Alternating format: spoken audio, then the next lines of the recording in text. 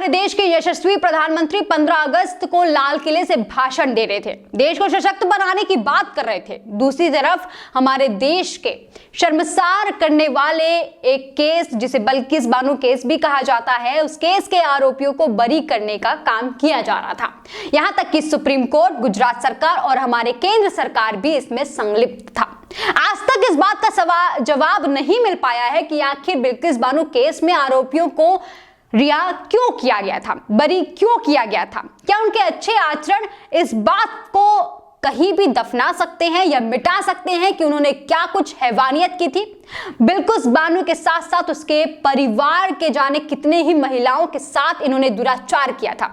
उसके बावजूद जब वो आरोपी बाहर आते हैं तो उन्हें फूल मालाओं के साथ उनका स्वागत किया जाता है। ये देखने के बाद बिल्किस बानो और ऐसी तमाम देश की बेटियों के दिल पर क्या गुजरी होगी, जरा सोचिए। मेरे जैसे रिपोर्टर पर क्या गुजरी होगी, जरा सोचिए। उस हादसे को, उस घटना को अभी हम किसी तरीके से हजम कर लें, किसी तरीके से मान भी लें, लेकिन अफसोस की बात यह है कि एक के बाद एक लगातार ऐसी घटनाएं की जा रही हैं जिससे हमारे देश में बेटियों के प्रति जो सुरक्षा वाला माहौल है उसे खत्म कर दिया जाए। आज ही की बात है, 2012 के साल में जब एक बेटी के साथ दुराचार किया गया था, उस बेटी के आरोपियों को आज रिहा कर दिया गया है। मेरा सवाल है आखिर क्यों? पहले बिल्किस बानो और अब इस बेटी के साथ नाइंसाफी क्यों?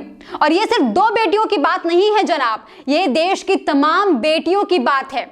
बीजेपी तो बार बार ये नारा देती है कि हम बेटी बचाने बेटी पढ़ाने का काम करते हैं। अरे जनाब, बेटियां बचेंगी नहीं तो पढ़ेंगी कैसे? और अगर बच भी जाती हैं तो इस तरीके की नाइंसाफी देखने के बाद देश में माता पिता भाई बहन का क्या हाल हो रहा होगा। आप ही बताइए, क्या आप अपनी बेटी को अब ऐसे माहौल में बाहर भेजना चाहेंगे? मैं तो कहती हूँ, सही कहते हैं हमारे बुजुर्ग कि बेटियों को अंदर घर में रखना चाहिए, ताले में लॉक करके रख देना चाहिए, क्योंकि हमारे न्यायपालिका, हमारे मंत्री, हमारे प्रधानमंत्री की इतनी हैसियत नहीं है कि वो बेटियों को इंसाफ दिला सके। एक पत्रकार होने के साथ साथ मैं इस देश की बेटी भी हूं, और जब इस तरीके की खबरें सुनती हूं ना तो मेरा दिल दहल जाता है। मैं सोचती हूं कि आखिर मेरे माता पिता ने क्या कुछ सपने लगाए थे मेरे मुझसे, क्या कुछ उम्मीदें लगाई थी मुझसे, क्या मैं उनकी उम्मीदों पर खड़ी हो भी पाऊंगी? मैं चाहती थी कि देश में एक अच्छी न्यायपालिका बने, एक अच्छा शासन आए जिसमें बेटियां सुरक्षित हों। हमारे अमित शाह जब यूपी दौरे पे जाते हैं तो कहते हैं यूपी इतना अच्छा हो चुका है, यहाँ पर महिलाओं के प्रति इतना अच्छा शासन चल रहा है कि रात को 1 बजे भी अगर एक लड़की स्कूटी से हीरे जवाहरात पहन के जाती है तो उसे कोई कुछ नहीं कह सकता है। अरे अमित शाह जी, ये देखिए क्या कुछ हो रहा है। पहले बिल्किस बानो के आरोपियों को छोड़ा गया और अब छाबड़ा केस के आरोपियों को छोड़ दिया गया है। क्या ये बेटियां आपको बेटियां नहीं लगती हैं? क्या इन बेटियों के साथ आपका राजनीतिक कोई तालमेल सेट है जो इनके आरोपियों को रिहा करके आपको कुछ फायदा मिल रहा है? अगर नहीं तो मैं पूछना चाहती हूं कि आखिर क्यों रिहा किया गया? हम जैसी तमाम बेटियों के साथ आखिर ये नाइंसाफी क्यों?